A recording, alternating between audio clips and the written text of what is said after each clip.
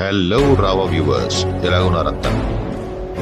ఇంటి దొంగని ఈశ్వరుడు కూడా పట్టలేరంటారు, కానీ మన వైజాగ్ పోలీసు వారు ఇట్టే పట్టేశారండి. కంచరపాలెంలో ఒక విచిత్ర దొంగతనం జరిగింది. ఇల్లు వాళ్ళదే, దొంగ ఇంట్లో వాడే. విచిత్రంగా ఉంది కదా. కంచరపాలెంలో ఈ నెల 5వ తారీఖున 12 తులాల బంగారం, డైమండ్ రింగ్, 50,000 నగదు, ఒక కారు దొంగతనం అయ్యాయి. ఇంట్లోకి వచ్చిన ముగ్గురు నానమ్మ మనవడిని బంధించి రాబరీ చేశారు.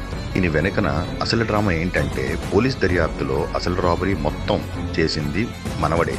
స్టాక్ మార్కెట్ ట్రేడింగ్లో నష్టం వచ్చిందని స్నేహితులతో కలిసి ఫేక్ రాబరీ ప్లాన్ చేశాడు.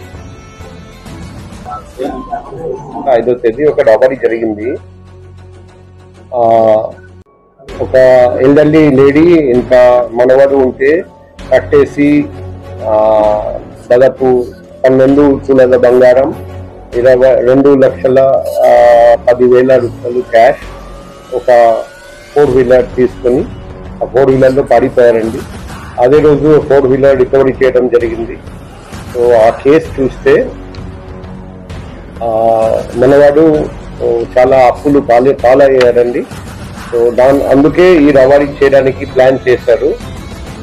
మనవాడు కృష్ణకాంత్, ముగ్గురు వ్యక్తులు ప్రమోద్ కుమార్, షేక్ అభిషేక్, సత్య, సూర్యకుమార్. సో ఈ 4 కలిసి ఇది చేశారండి.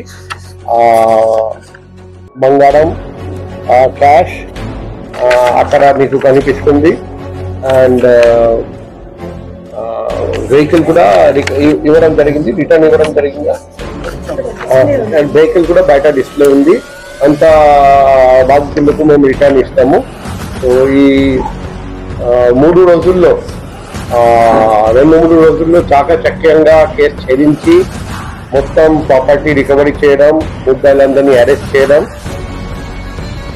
అది చాలా సెన్సేషనల్ కేస్. అది బాగా చేశారని నేను క్రైమ్ డిసిపి గారిని, క్రైమ్ ఎసిపి గారిని, తర్వాత ఇన్స్పెక్టర్ అండ్ వెస్ట్ క్రైమ్, అదే మాదిరిగా Kancharapalem sub inspector and Kancharapalem police, crime police సిబ్బంది, హోంగార్డ్స్ అందరికీ నేను అభినందనలు తెలియజేస్తున్నా. వాళ్ళందరికీ రివార్డ్ కూడా ఇవ్వడం జరుగుతుంది.